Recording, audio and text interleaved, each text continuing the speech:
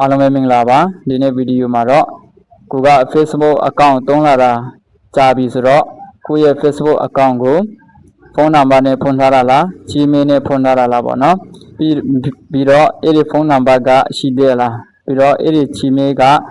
ဖုန်းထဲမှာရှိသေးလားပေါ့နော်ဒါဘေကနေဘယ်လိုကြည့်ရမလဲဘယ်လိုတွားကြည့်ရမလဲဆိုတာကျွန်တော်ဒီဗီဒီယိုမှာအစအဆုံးပြန်ပြီးတော့မှ sharing လုပ်ပေးသွားပါမယ်စိတ်ဝင်စားရဆိုရင်ကျွန်တော်နဲ့တူဗီဒီယိုကိုအဆုံးထိကြည့်ပေးဖို့ကျွန်တော်ဖိတ်ခေါ်ပါတယ်ပထမဆုံးကိုယ့်ရဲ့ဖုန်းထဲမှာရှိတဲ့ Facebook app ကိုအရင်ဆုံးဝင်ပေးပါခုလိုမျိုးပေါ့နော် Facebook app ကိုရောက်ပြီဆိုရင်ကျွန်တော်တို့ဒီဘယ်ဘက်တောင်မှာရှိတဲ့အမှမီနူလေးအချောင်းလေး၃ချောင်းရှိတယ်နော်ဒီမီနူလေးကိုတစ်ချက်နဲ့ပေးပါတချို့ဖုန်းတွေကတော့ဒီဘက်တော့မှမဟုတ်ဘဲနဲ့ဒီညာဘက်မှာရှိတယ်ပြီးတော့ဒီအောက်ဘက်မှာလည်းပေါ်တာရှိတယ်နော်အခုနောက်ပိုင်း Facebook ကသူ့ရဲ့ policy တွေကပြောင်းအလဲဖြစ်နေတယ်ဆိုတော့အတိမရှိဘူးပေါ့နော်ပြင်ဖုန်းတစ်လုံးနဲ့တစ်လုံးကဒီမှာမဟုတ်ဘူးနာမည်အခုကျွန်တော်ဖုန်းကတော့ဒီဘက်တော့မှရှိတယ်ပေါ့နော်ဒီမှာရှိပါတယ်အဲ့ဒီမီနူလေးအချောင်း၃ချောင်းကိုကျွန်တော်တို့တစ်ချက်နဲ့ပေးပါโอเคဒီနေရာရောက်လို့ရှိရင်တော့ကျွန်တော်တို့ဘယ်ကိုထားနိုင်မလဲဆိုရင်ဒီsetting and privacy ဆိုတဲ့ဒီစာသားလေးကိုတစ်ချက်နဲ့ပေးပါပေါ့နော်โอเคဒီနေရာရောက်လို့ရှိရင်တော့ကျွန်တော်တို့ဘယ်ကိုထားနိုင်မလဲဆိုရင်ဒီမှာအပေါ်ဆုံးမှာရှိတဲ့ဒီ setting ဆိုတဲ့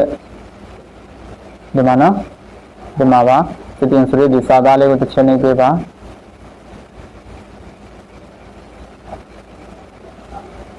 โอเคဒီနေရာရောက်လို့ရှိရင်တော့ကျွန်တော်ဘယ်ကိုထားနိုင်မလဲဆိုရင်ဒီမှာaccount sender ဆိုတဲ့နေရာလေးကိုတစ်ချက်နှိပ်ပေးပါโอเคဒီနေရာရောက်လို့ရှိရင်တော့ကျွန်တော်တို့ကဘယ်ကိုထားနိုင်မလဲဆိုရင်နော်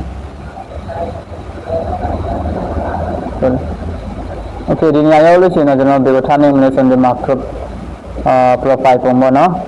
profile and personal details ဆိုတဲ့ဒီစာသားလေးကိုတစ်ချက်နှိပ်ပေးပါโอเคဒီနေရာမှာပေါ့နော်ကျွန်တော်တို့ကကိုယ့်ရဲ့ Facebook account ပေါ့နော်ဖုန်းနံပါတ်နဲ့ဖွင့်ထားတာလား Gmail နဲ့ဖွင့်ထားတာလားဆိုတာဒီနေရာမှာပေါ်ပါတယ်ကျွန်တော်တော့ဒါဖုန်းနံပါတ်နဲ့မဟုတ်ဘဲနဲ့ Gmail နဲ့ဖွင့်ထားတာဖြစ်တဲ့အတွက်ကျွန်တော်မှဒီမှာ Gmail ပေါ်တယ်ပေါ့နော်ဒီဆိုတော့ဖုန်းနံပါတ်နဲ့ဖွင့်ထားတယ်ဆိုရင်ဒီနေရာမှာဖုန်းနံပါတ်ပေါ်လိမ့်မယ်ပေါ့နော်ဆိုတော့တစ်ချက်နှိပ်ကြည့်လို့ရတယ်ပေါ့နော်ဒီများလေးပေါ့နော်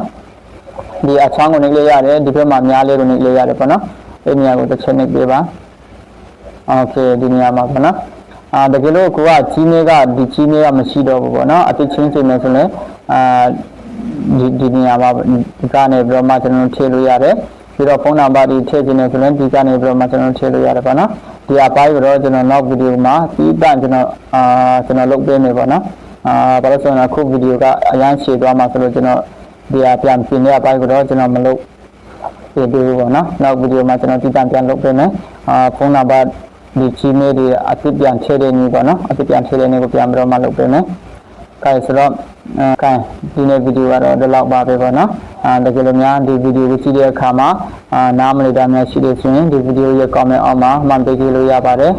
ပြီးတော့ဒီ Text Messenger ကိုလည်းလာဟိုင်းလို့ရပါတယ်ပေါ့နော်လာဆွေးနွေးလို့ရပါတယ်တကယ်လို့ကျွန်တော်ရဲ့ဗီဒီယိုကမိတ်ဆွေအတွေ့အကျိုးတဆုံးတရားရှိတယ်ဆိုရင်ပေါ့နော်like share အပိ comment အပိဝင်ရအပိကြကြပါအောင်လို့ကျွန်တော်ပြောဆိုချင်ပါတယ်ကျွန်တော်တောင်းဆိုချင်ပါတယ်ပေါ့နော်